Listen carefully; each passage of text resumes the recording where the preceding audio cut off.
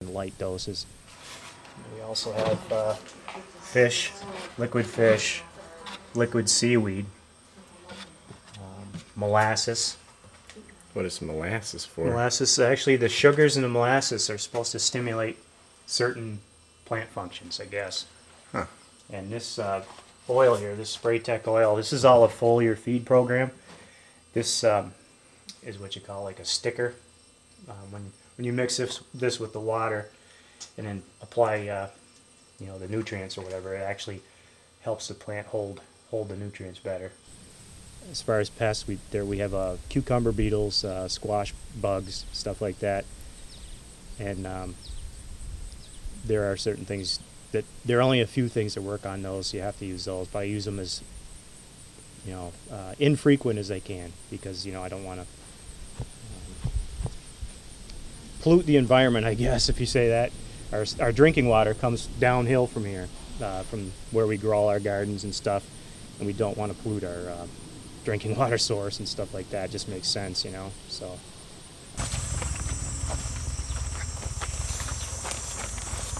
I didn't weed these ones either. It's okay.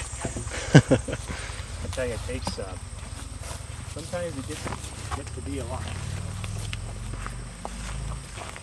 The soil is an important thing. It's one of the main things, and ideal soil pH is usually 6.8, and every year, usually in the fall and the spring, I get a soil test. And there's certain nutrient levels you want to maintain in the soil. You don't want too much of one nutrient because it can cause ill effects with your plant. One thing that in the last few years what they've found is calcium in the soil is an important element. Because it develops stronger cells, enlarge and strengthen cell walls in the plant tissues, and also the pumpkin. The pumpkin needs calcium in order to grow. At that rate, they need the calcium in order to grow without destroying themselves. So you have to supplement calcium somewhat. And this year we put some gypsum on the soil. Actually, there's different growing methods. This design of plant, this method of growing is called the Christmas tree. Mm-hmm. It's actually a variation of the Christmas tree. It looks more like a kind of a pat, a square jag, but by design, I guess it starts out as a Christmas tree pattern.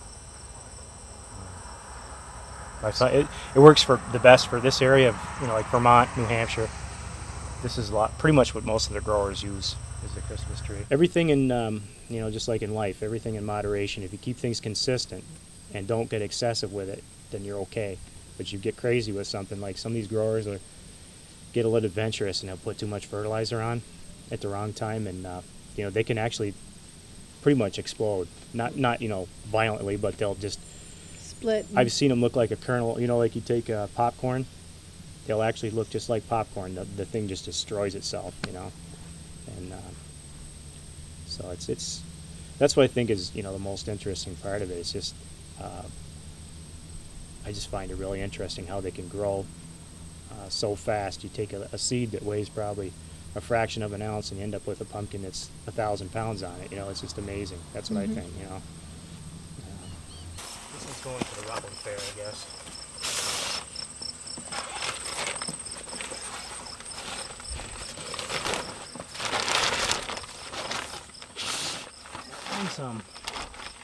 That one's Sharon's and Elena's.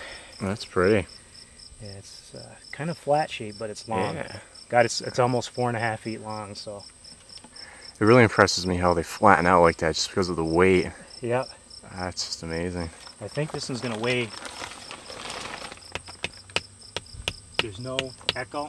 Uh-huh. When there's no echo, that means they're going to usually weigh heavy, so. This is nice. Elena and Sharon's. Hopefully it'll weigh over 800 pounds. I'm hoping for the Rutland Fair. It's hard to say, you never know. But well, we got the idea from there's some growers out in Ohio, I think, and over in New York State. Basically, just a lifting type frame. Yeah. It has straps that go underneath the pumpkin that cradle it, and then there's a rope on the bottom of the slings that you tighten up and cinch. Yeah, you cinch right up under. It's kind of a homemade deal. We've used it for 3 years now, and it works pretty good. basically,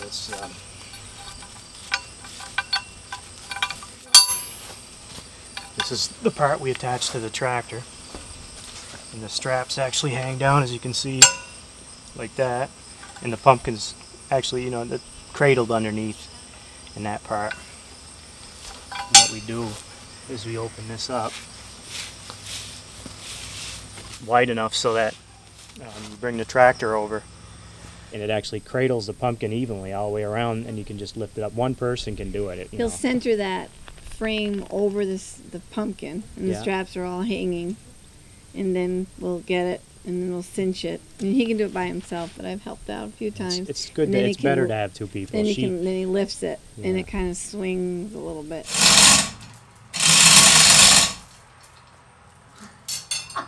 You better not drop it.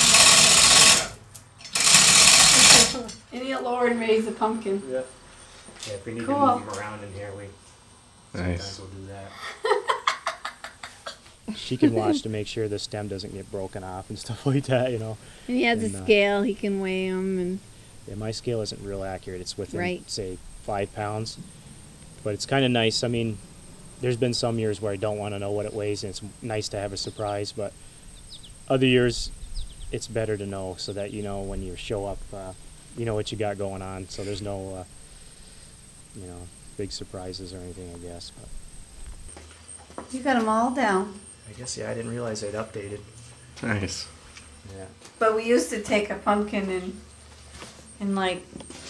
he'd put it up, and I'd shimmy it under, right, Mark? Yeah. And you'd roll it back, and I'd pull it through.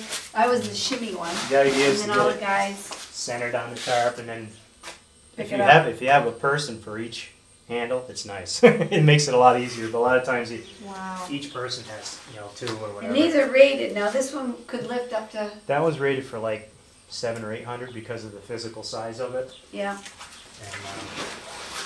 And I actually got these. Some Amish people made these, and they stopped making them, but they got real cheap because they're going out of business. I think they're in where it was made. Green, Ohio? Ohio, yeah. I think these are now this one. This one's a little bigger. This one can hold like a 1,200 pounder because of the size. And this one that we haven't had to gotten to use yet. You haven't grown one big enough? Actually, we used it last year, but this will hold a 1,500 pounder, or even bigger. Wow. That'll hold a 1,700 pounder. But I don't think you have to worry about that. Well. Yeah. Someday. So there's all kinds of stuff, and it's interesting. All the stuff there is out there. I don't even pretend to think I know even half of not even a quarter of what I need to know. And if we end up having a good one, I attribute it all to luck because there's just so much. There's just so much to it. But we're thankful when we have a good one, but. Call it luck. Yeah.